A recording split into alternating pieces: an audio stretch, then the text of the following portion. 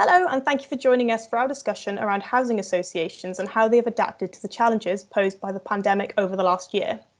We'll be hearing from Nigel Lee from Cardiff Community Housing, who's discussing how they have adapted to the changes, but also what they would have done in hindsight, as well as any future plans that they have. He'll be accompanied by Circle founder Roger Harry, who will be taking us through some of the pressing questions about how Cardiff Community Housing has adapted to the challenges of COVID-19 and shedding some light on the technology and solutions used.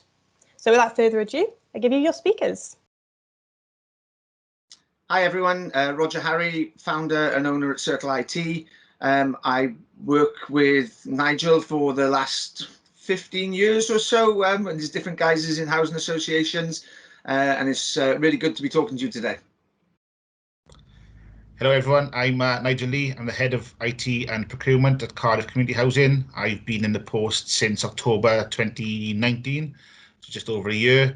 I previously worked for another housing association for the last 20 years, so always been in housing. Great, thanks Nigel.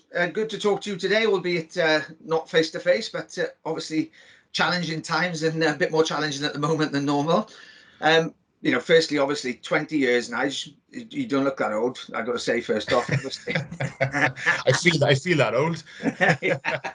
Yeah, no, I can imagine that the last year has aged us all quite considerably. So obviously it's been a while since we first engaged in those days up in the valleys where we come along and did the first bit of work with you guys. Lots changed since then, and obviously technology's moved on a hell of a lot. You know, it's very prevalent now what we're doing with remote working and cloud and everything like that. But I guess, you know, the main area is what the effect has been over the last, you know, well, since March last year. We're going to probably at least see a full year of it, depending on what happens with the vaccine. How's it been for that? You know, you've seen it in the housing association. You know, how's it work for you guys? What's changed? And you know, how have you got to adapt to that, I guess, is one of the key areas. So I think you've kind of hit the nail on the head, I suppose, straight away. It's been a challenge. It's been a massive challenge the last year, you know, to mobilise staff in a very short period of time to get them working from home was a massive challenge, because we hadn't had enough equipment for all staff as well, so that was key. We traditionally have desktops in the office, and some staff had iPads going out, you know, when they were out and about in the communities, and that changed overnight, you know. So to get staff then to have the equipment at home, to get Microsoft Teams set up relatively quickly was a big challenge as well, because we hadn't used that at CCHA. So to get that up and running, to get that working, that was the biggest challenge of all, I think. And during that time as well, we also mobilised a new DLO, which is a direct labour force. So that came into play as well, and that was started at April the 1st as well. So it was quite a challenging time. 100 plus staff, trying to mobilise them, getting online, getting working from home, getting an RDP set up right now, setting up for them, remote desktop set up for them as well. Thankfully, we got that set up in January with the help of Circle IT as well, so we were in a good position with a remote desktop connection so people could work from home. But yeah, it was a massive challenge. We overcame it. You know, we had its ups and downs, but I feel as if we're in a much stronger position now. So how have you? I mean, obviously, there's the main part of the business with yourselves is the community and the tenants. What's have to be done to carry on with the support around them with all the challenges of social distancing and everything else that goes with it? Yeah, that's been a really difficult one, that is, actually, because we have a maintenance program. We have housing officers, community officers go out in the communities and meet with tenants and residents as well. So that's been a challenge, because we've got to change the way we communicate. We've gone from the traditional where we would generally ring people anyway, but the face-to-face contact has been reduced dramatically. So it's much more communication via, we're using the text message system a lot more, or the phone calls now as well. And we're looking at different technologies now moving forward, and how we interact with our residents and tenants through the use of technology, such as apps and different things as well. But it has been a challenge, it has been a challenge with social distancing. PPE, who would have used PPE so much, since the last 12 months as well, and sourcing the PPE as well. So, we're still doing the work we can do, we're following government guidelines, but it has changed, Roger, definitely changed. Yeah. So are you having to do much in terms of, what you're doing from a corporate system, rolling out into the tenants and into the community as well? Yes, we are looking to, we're looking to roll out, and this was in the pipeline anyway, but it's just been a sort of strategy has been brought forward, I suppose, 18 months, 2 years.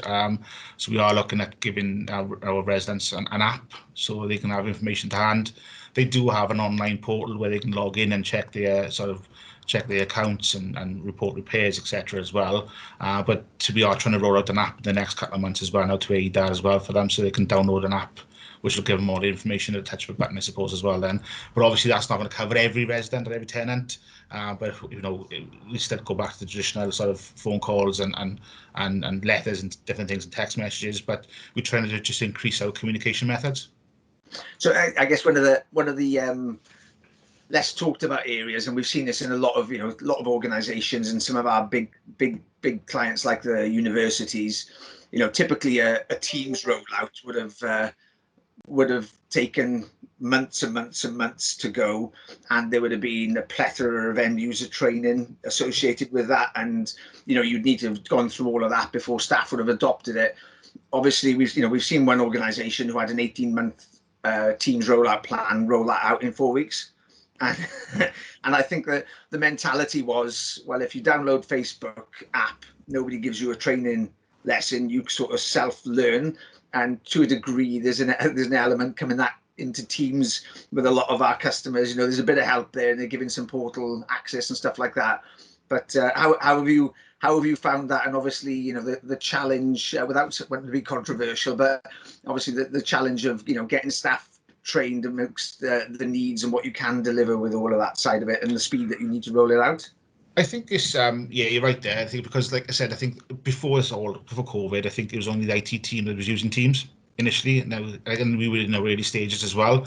But I have to be honest, the internal staff and the management team have been really, really positive, really good with regards to the rollout of Teams as well, and they really embraced it. And they've we've given the assistance and training needed, but we've set up the infrastructure for it. But staff have really embraced it, really took it forward. And to be honest, we haven't had to give much training on Teams, which has been really positive. I think everyone's kind of adapted straight to it. It is a straightforward system. It does have its limitations sometimes, but it's so beneficial to what we're trying to achieve as well. Yeah, no, it's certainly one of the winners from a COVID perspective, isn't it? in terms of bog roll puppies and laptops, which. I think as well, the good thing about Teams is it's constantly being developed as well. So the breakout rooms has come out recently as well. Now it's going to be massive for us, the breakout rooms, because that's what we were crying for previously as well. We are working with Circle IT, but also when your sort of parent company, your company you work with, Valto. Partners is the word you're looking for, Nigel. Partners, not parents. They're not a parent to me, isn't they? Not parents. That's my mum and dad. But no, we're working with Valto as well on the security aspects of 365 as well. And we have got a plan to start rolling a lot more into 365 now from our on-premise, where we're predominantly on-premise for all our software. We are looking at pushing a lot more into the cloud, and which kind of makes sense anyway as part of our strategy. It's just COVID has ramped up that strategy a lot quicker.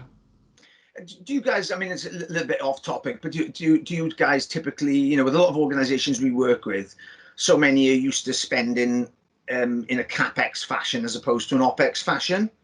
So yeah, I think that was traditionally the case. I think definitely. I think there was a lot of sort of ring fencing the software and the hardware on-prem. I think that was historic, and that's not just from CCHA. I think that's probably from a lot of HAs as well. I think the plan was always go to an OpEx model eventually anyway, but it was just taking that step to go to an OpEx model. And I think COVID has definitely pushed that step now, where I think us as CCHA are definitely saying, let's try and get as much as we can into the cloud now, not just because of COVID, but because it offers us more of a sort of agile solution.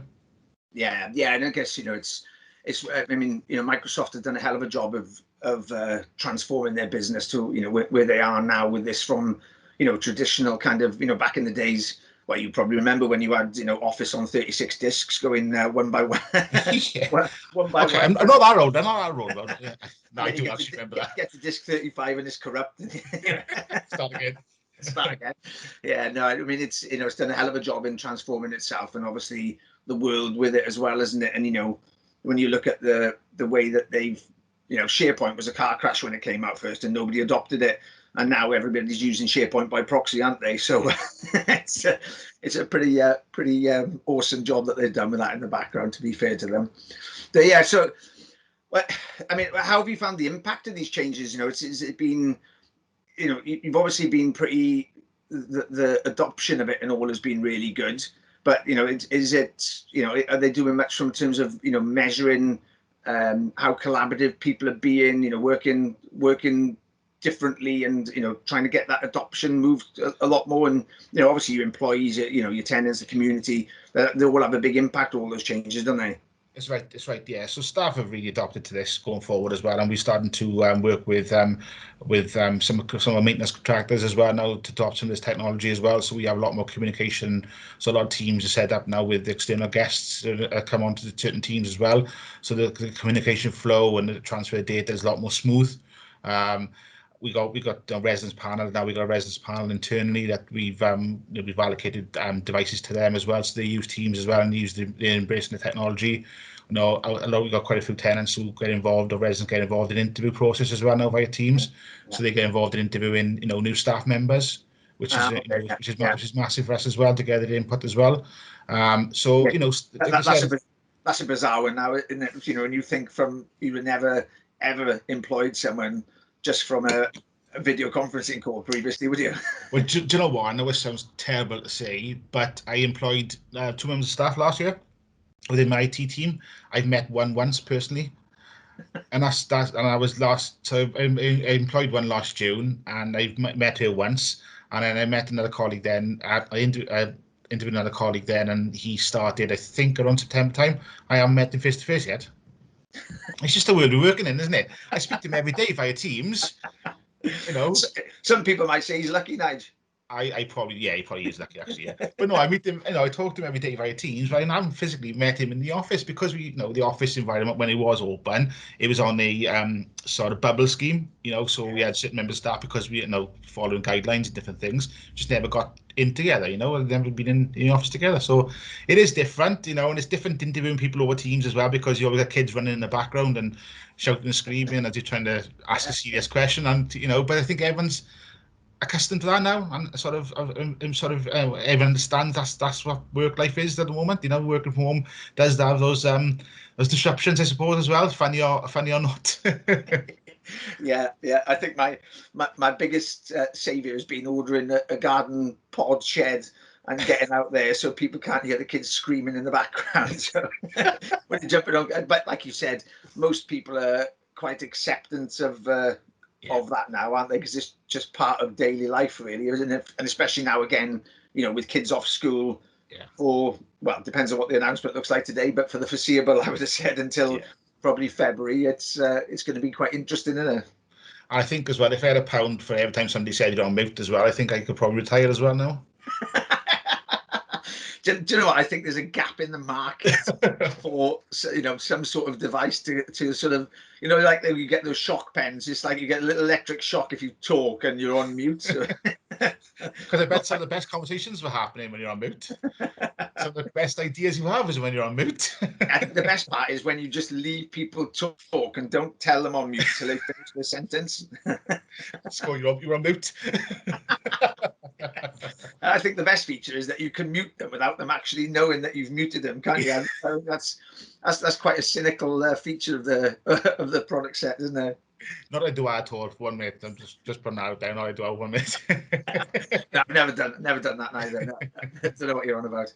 But no, I think like I said, the collaboration piece is definitely improved. And okay, you haven't got that face-to-face contact with staff members where you go and speak to them, go sit by their desk and try and resolve an issue, try and resolve a problem, whatever. But the software, provided by Circle T as part of our partnership agreement, allows for that remote access and remote support as well, and that's been so beneficial to have the ability to jump onto a laptop or jump onto a device and remote support them from sitting at home. That's been key for us as well. And like I said, using Teams, using the training, using Teams daily has been a massive bonus. We are quite, like I said, in our infancy in regards to 365, but getting everything, the next step for us is getting everything to SharePoint with you guys' help as well. And that's going to be so beneficial for staff going forward as well then. And we've got loads of plans, and we discussed this, Roger, many times, the plans and our strategy going forward as well is going to change But it is going to be cloud-based solutions. That's definitely a way we go, and I think most people will go down that route as well.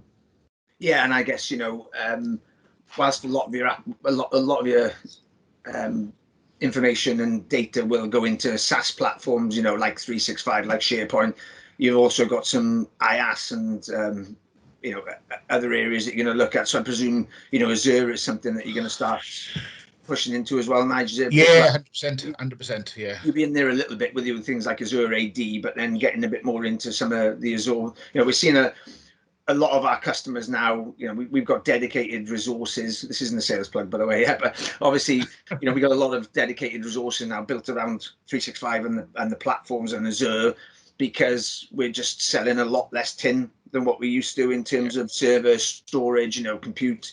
It's the world is certainly changing, and that is coming from the mid-market, the SME mid-market up into the large public sector. So it's, for us as a business, it's sort of adapt or die, but you've got to be keeping on the cusp of that, because the speed of which 365 everything changes.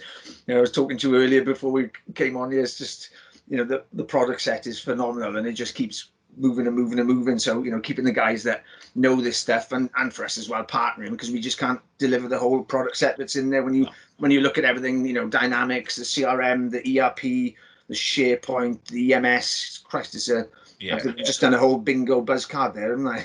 I think, like I said, from a CCHA point of view, we just scratched the surface at the moment, and I think a good example was, we budgeted the year before last to replace one of our DCs by a physical tin in the office, so like for like replacement. And then, thinking about it and talking to you guys as well, and we decided that it wasn't the best approach to go down. So we now got an AD in the cloud. We've got an AD server in the cloud now, and it works really well for us. So again, we've gone from a CapEx to an OpEx model. Very small. We've gone from a CapEx to an OpEx model, just to show the benefits of it for us going forward. Yeah, and we've seen a number of housing associations in Wales and in England. We're bidding one currently, and we're the only one in there that are bidding a full Azure platform. Mm-hmm. And we're trying to get the guys, the organisation that we're working with, we're trying to get their head around that you only pay for what you consume. Yeah. Because I think there's a bit of a misunderstanding in terms of the word cloud is banded around a little bit too loosely. So cloud meaning it's not in your data center in your office. Cloud to us is public cloud. We got no sort of Circle IT cloud where there's a few servers sat in a data center somewhere that we're doing a bit of hosting. So it's either you're going in Azure, AWS, or one of the main hyperscalers, or you do it on platform. But we know we can't. You're never going to be able to compare with what the likes of the Microsoft and all those guys can do. So it's just about how you adopt their feature set and allow you guys to spin up and spin down as you need to. Yeah, I think that's key as well. I think working with one of your colleagues now at Circle shortly as well, to look at our infrastructure will look in the cloud. But not only that as well, as part of the side track to that as well, we are looking at what software we currently got, and whether or not we can put that into the cloud as well, or whether we can collaborate on or look for new software that's cloud-based that can replace some of the on-premise software as well.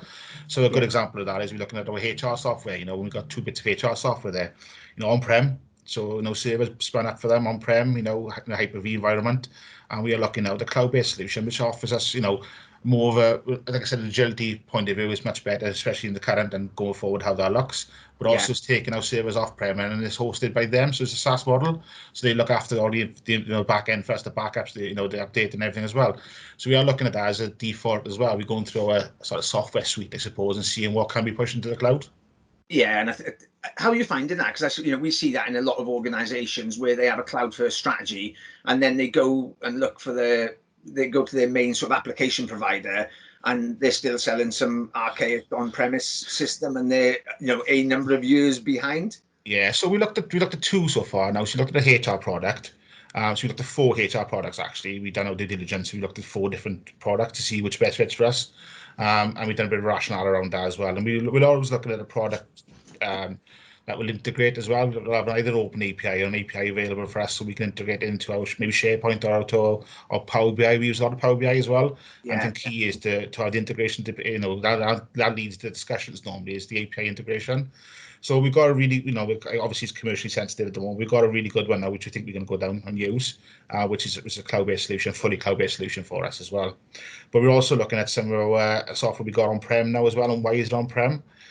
So we use something called real asset management, which is it does what it says in the tin, really. Yeah. And us on-prem is 2 servers, a database and an application server on-prem.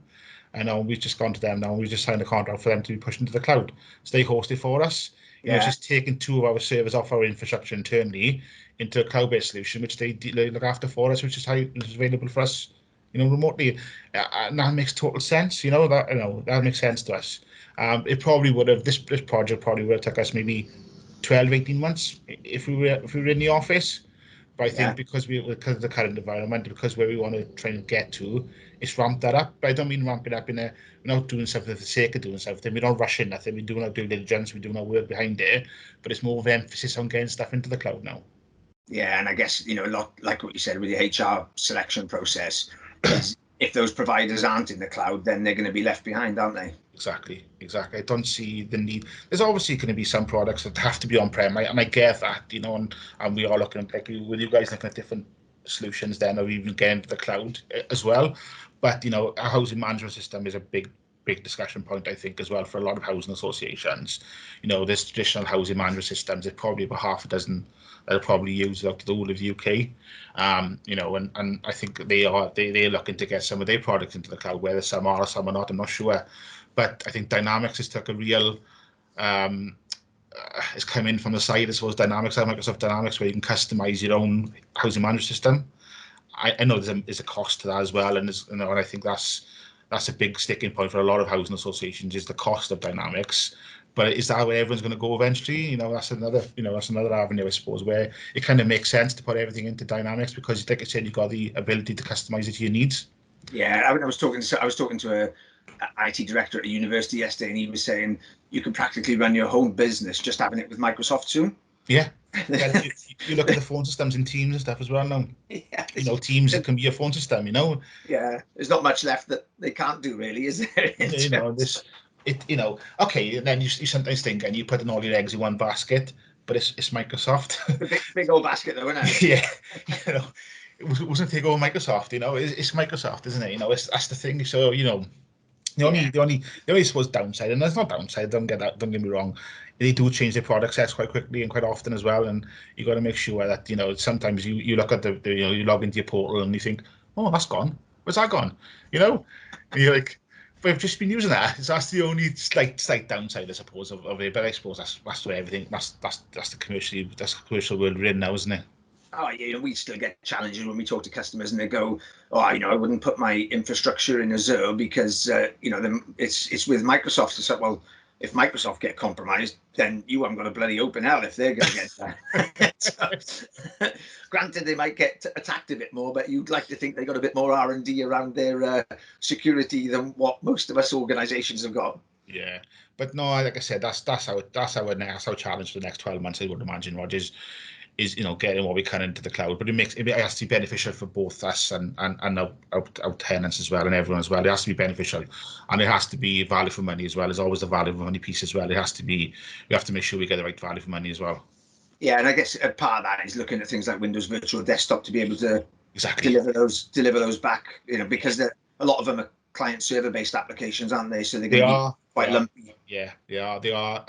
Especially the housing management system is, and I think that's traditionally it's going to be clumpy anyway. I suppose you've worked with other housing associations who use different housing management systems to us. They're all quite. That's the nature of them. They are clunky, Yeah, no, it's quite a similar challenge across most sectors, to be honest. We do quite a bit in legal and quite a bit in FE and HE, and there's always some challenging application that keeps us in a job. So yeah, I think, by the nature of the applications house associations, they are going to be clunky because of the data they process, what they do. They are quite resource intensive, and that's rightly so, So yeah, that's the challenge, I suppose. And like I said, our SharePoint piece is taking place now as well, and that's going to be really positive going forward. And I think we're looking at, like I said, looking at our applications and starting to ease those into the cloud as well. So hopefully, then eventually we'll just have 1 or 2, maybe 3 applications that we can't get off our on-prem, and we look at different options with you guys then of how we do as a Windows virtual desktop maybe. Yeah, no, that makes sense, because obviously you're just replacing RDP at that point, aren't you? Exactly. Exactly. So the RDP does its job for us, and thankfully we got that in when we did last year. I know it was a bit of a challenge, but we managed to get that in beginning of last year, which seems like a lifetime away now. But thankfully we had that in place before everything hit, Yeah, God, yeah. Well, I just been really good talking to you. There's not a great deal I said I was going to cover. I think that the big $1 million question is hindsight being a wonderful piece, but what would be your thoughts if you were doing this with the benefit of hindsight of what you got now with what we know, if somebody gave you these challenges back in January last year? I think it probably would have. I think it probably would have been trying to get more into the cloud before then. Trying to get as much as possible into the cloud rather than having all the applications on premise. I think being prepared with regards to the number of, and I know people using desktops in the office. There wasn't a massive need for everyone to have laptops anyway because we were using desktops. There wasn't a lot of homeworking taking place at CCHA then, and there's no reason why that is. But I think in hindsight, it's probably been a bit more prepared for the homeworking agenda, the agile agenda, I suppose, and getting more stuff into the cloud. Yeah, no, it makes sense, and it's been I imagine laptop sales have gone through the bloody roof, haven't they? Well, you can't get them, can you? That's the problem. We struggled to get them, last going off. I think Currys were on the field day. I think they were. We just couldn't get, we couldn't get through the door with Currys. That was the problem. I think, and that was a challenge. That was a challenge for once. He was trying to source the laptops, and we bought stuff, some through you guys as well. But I think everyone had their challenges, didn't they? Well, you had Nightingale going on at the start of it, didn't you? And they'd hoovered up and had priority on anything. So you were then in a queue being overcharged like anything else, weren't you? Yeah. No, it's good. It was a good challenge at the time. Hey, listen, that's been fab, Nigel. Thank you very much for your time. Really appreciate it. No problem. But great as always, and look forward when we can actually see people face to face again in a semi-human nature, in it, rather than bloody video conferencing calls. I know. I think people do get Teams fatigue, Zoom fatigue, but I think after the Christmas period now everyone's back and refreshed, and give it a week or two now and it'll be Teams and Zoom fatigue again then, wouldn't they? I think because of lockdown over Christmas and New Year, I think most people are desperate to get back to work. Yeah. Because it was just, there's nowhere to go and nothing to do really, is there? I said to my wife, I said I got to travel now from my living room to my dining room now to do some work tomorrow. I said to her Sunday night, I said, at least there's no traffic, I suppose. Except my son with his little car banging back and forth, but other than that, it's fine. Yeah, no, it's good. Hey, thanks again. Appreciate it. Thank you, Nigel. No problem. Cheers. Thank you for joining us for today's event. We hope you enjoyed the talks and have had some useful takeaways from the discussions. If you have any further questions and would like to speak to one of our experts in more depth, please get in touch and we'd be happy to answer any further questions you have. Thank you.